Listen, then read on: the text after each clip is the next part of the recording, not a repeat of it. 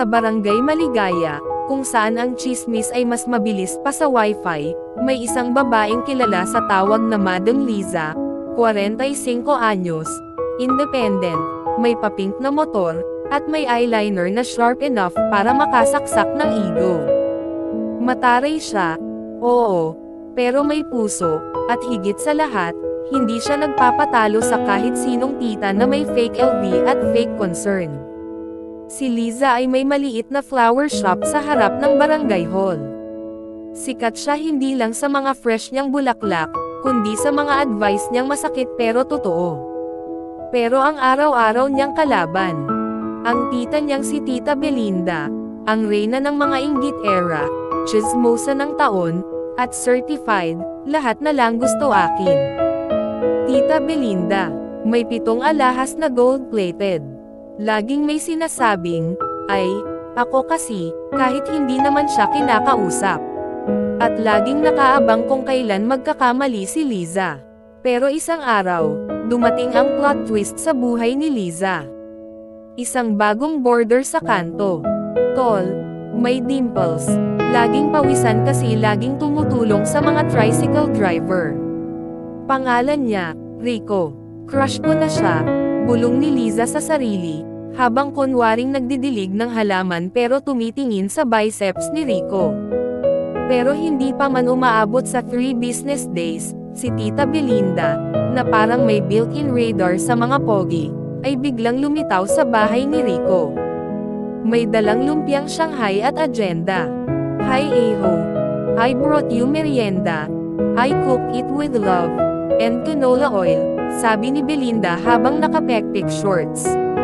Walang hiya, si Liza, na akala mo cool lang, ay nag-practice ng passive-aggressive smile lang sa harap ng salamin kinagabihan. Pero hindi siya susuko. Isang linggo matapos ang Shanghai invasion, si Liza ay biglang nahulog ang kanyang cellphone sa tapat ng tindahan, at syempre, sinong sumalo? Si Rico, with matching slow motion at eye contact. Hoy, ingat ka, baka mabasag to.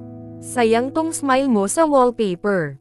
Napangiti si Liza. Nakakakilig.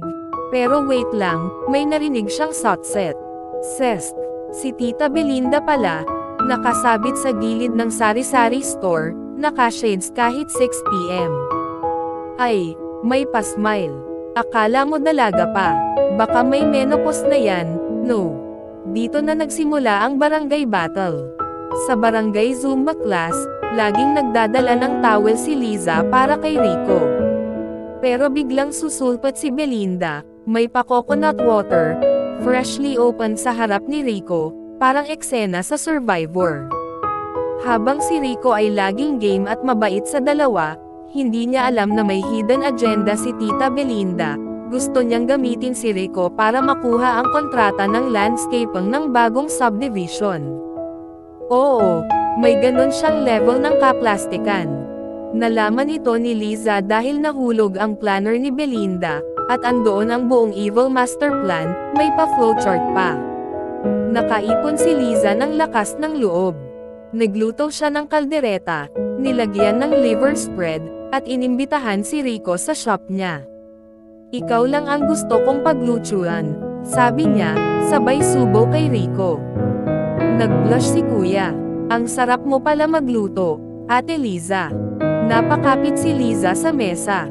Ate, pero sige na nga, age is just a number, lalo na kung may pogi sa dulo. Biglang may sumulpat, si Tita Belinda, may kasamang engineer. Rico, Eho, remember our talk. I need you to help me convince the homeowners to hire me for the landscaping. Diba sabi mo tutulungan mo ako? Rico looked torn. Tumingin kay Liza. Tumingin kay Belinda. Tumingin sa kaldereta. Sorry po, Tita Belinda, sabi ni Rico. Pero si Ate Liza ang gusto kong tulungan, at ligawan. Boom! Lahat ng halaman sa flower shop ay parang nabulaklak sabay-sabay. Lumipas ang buwan. Si Liza at Rico ay masaya na. Nagde-date sila every Sabado. Si Belinda, nabalitaan naming nag-apply sa isang online MLM at binlock si Rico sa Facebook. Sabi ni Liza habang nakahilig sa balikat ni Rico. Hindi lahat ng may pekeng LV, tunay ang loob. At sa wakas, natulog na rin si Liza, hindi na dahil sa pagod sa araw-araw, kundi dahil sa kapayapaang wala ng tita na gustong agawin ang kaldereta niya. O ang puso niya.